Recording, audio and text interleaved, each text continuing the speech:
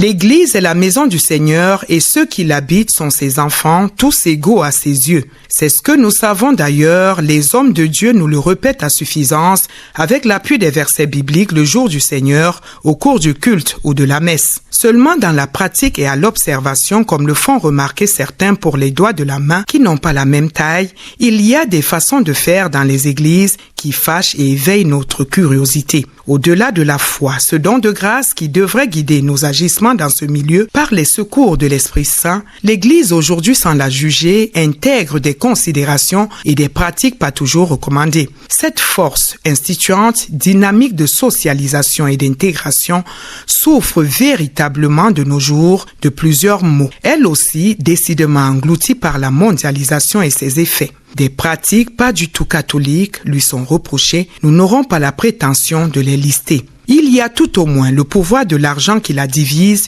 du fait qu'il y dicte sa loi, imposant aux hommes de Dieu, omnubilés pour la plupart, des façons de faire qui questionnent, frustrent et repoussent les fidèles. L'évangélisation, pourtant au centre de l'œuvre pastorale, étant reléguée au second plan. C'est au nom de l'argent et des considérations sociales que tout tourne, rien ne s'y fait au hasard. Les pasteurs, les prêtres ont soif d'argent et non d'égard que pour ceux-là qui financent à gros moyens l'Église. Et pour cela, c'est eux qui sont écoutés.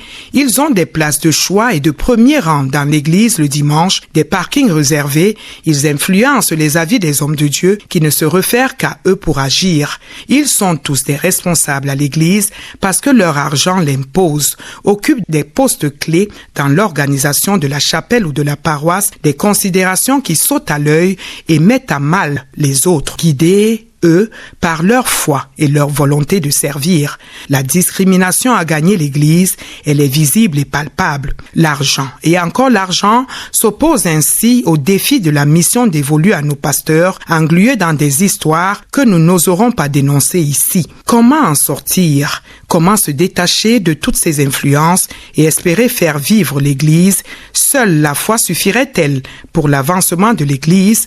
Ces questions et d'autres invoque tout simplement le Saint-Esprit appelé à notre secours. Nous avons bien heureusement en posture d'invité le révérend Mbang Joseph. Vous êtes pasteur de l'église presbytérienne camerounaise, co-modérateur de la paroisse Bethel ici même à Yaoundé. Bienvenue dans ce studio. Merci madame. Devrais-je commencer par demander pardon pour tout ce qui vient d'être dit? Pas du tout. Alors, qu'est-ce que vous avez à dire par rapport à ce que vous avez écouté? Je vous ai suivi avec beaucoup d'intérêt et je suis totalement d'avis avec vous parce que dans tous les corps de métier, il y a des brebis galeuses et certains métiers ont perdu la vocation. La vocation du pasteur, c'est d'encadrer les brebis, tout niveau confondu, qu'on soit grand ou petit. D'ailleurs, Martin Luther disait, nous sommes tous prêtres par notre baptême.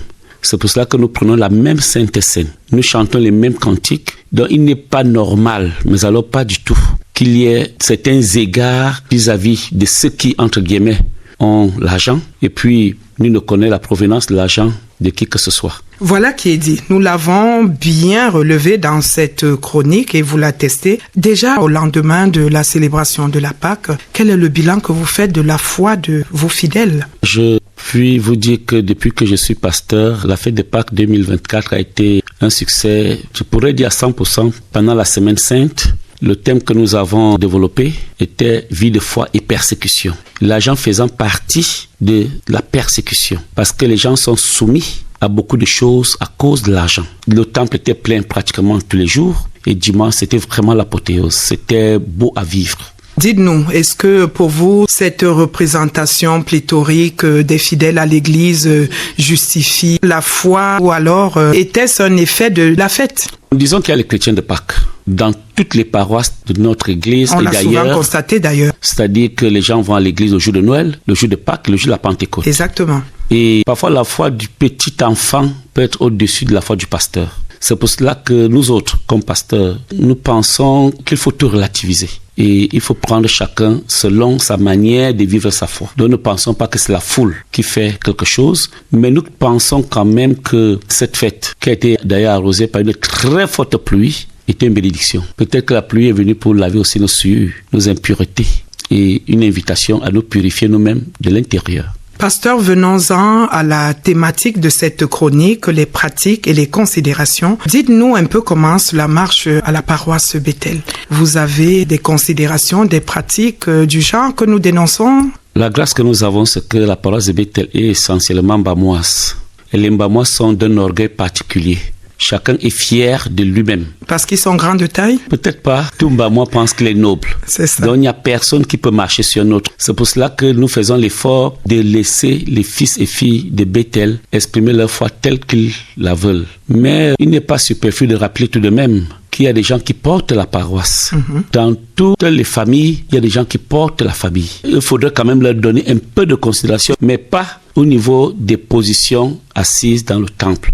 Parce que la Bible, dans l'épître de Jacques au chapitre 2, verset 9, nous dit, si vous faites acception de personnes, vous commettez un péché, vous êtes condamnés par la loi comme des transgresseurs. Cela suppose qu'il n'y a pas de place pour certaines personnes dans l'église. Seulement, à Bethel, par exemple, il y a des gens qui ont des affinités.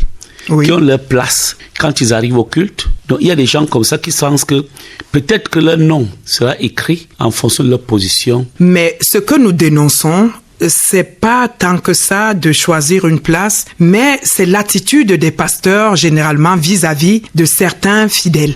Il y a des places qui sont parfois réservées, c'est peut-être pas le cas de Bethel, et quand ces personnes ne sont pas là, personne ne s'y assoit. Avez-vous observé cela? Dans plusieurs paroisses, oui. Est-ce que c'est normal? Vous savez, nous n'avons pas le droit de... Et même des parkings réservés. Dans le temple, il y a des gens qui parfois viennent au culte une fois par trimestre, et le banc est vide. Et ce vide est une interpellation vis-à-vis d'eux-mêmes. Dieu aussi tiendra compte de ce que vous êtes absent. Dans certaines paroisses, il y a des places uniquement pour des ministres, pour des DG. Et j'ai dit, c'est choquant. C'est choquant. À ce genre nous n'avons pas besoin de juger les collègues, mais nous pensons que si un frère vient dans la maison de Dieu, qu'il soit ministre, s'il vient pour adorer son Dieu, il devient tout petit parce qu'il est devant le roi des rois. C'est ça. Il n'y a pas quelqu'un au-dessus de Dieu. Et dans la maison de Dieu, nous sommes tous égaux. Nous pensons que ce sont ceux qui portent l'Église. Sur le plan financier, sur le plan matériel, qui doivent avoir la considération. Non. L'histoire de l'offrande, la pauvre veuve, dans Luc au chapitre 21, est assez parlante. Elle avait donné tout ce qu'elle avait pour vivre, alors que les riches avaient mis dans le tronc leur superflu. C'est pour cela que certaines personnes se lèvent, disent, nous allons construire tout un temple. Et je me rappelle à une époque, quelqu'un disait, je porte la paroisse sur mes épaules. On s'en vante. On s'en vante. Et je me rappelle que le modérateur de l'époque du Consulat Yaoundé, qui était alors venu en visite dans cette paroisse, avait demandé à cet ancien, comment peux-tu oser dire que tu portes l'église du Seigneur sur tes épaules, quand le Christ seul a pu mourir pour son église? Alors l'argent est pointé du doigt et c'est ce qui fait problème. Vous n'avez pas ce type de problème? Nous n'en avons l'argent qui dicte sa loi? Nous n'en avons vraiment pas. D'ailleurs, nous sommes très très loin de l'argent. Mais cela dit, l'argent circule beaucoup, l'argent est pointé du doigt, ça questionne, des pots de vin sont donnés pour certains diacres ou anciens d'église.